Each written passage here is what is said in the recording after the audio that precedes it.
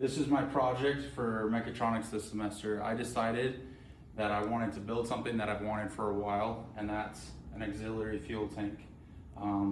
And I didn't have the time or money to make a full one with gas-rated pumps and welded aluminum tanks. So this is my full-scale one-to-one model.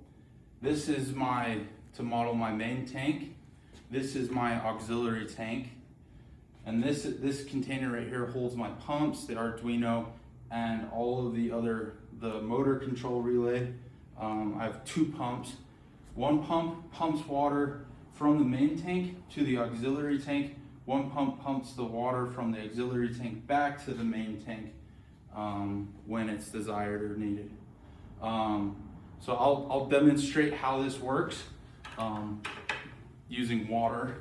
So this is us at the gas station right now, filling up.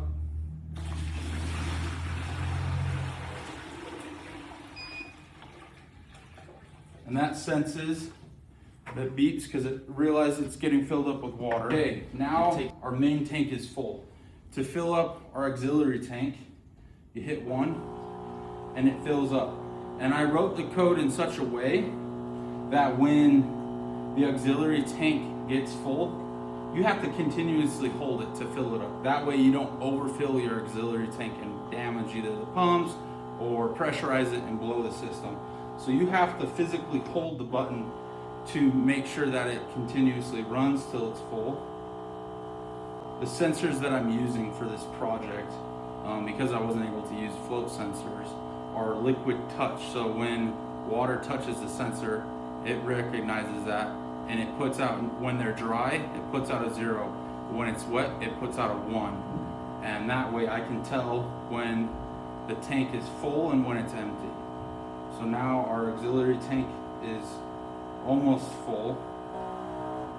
Okay, and now if you look, the auxiliary tank is now at 100%. The main tank shows low, and I am pushing on the button, but it is not letting me fill up the auxiliary tank anymore. That is by design. So now you hit 4, and now it's on completely autonomous mode. This is now controlling the level of the main tank. There is a position sensor at full and at 25%.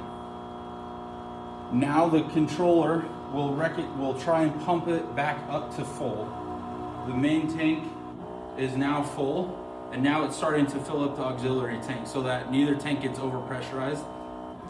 But now we're driving, the tank is now emptying out. The controller is trying to keep this tank full at all times. As it's letting water out, it is continuously trying to reach this point, but it can't because you're losing fuel. You're burning fuel as you're driving.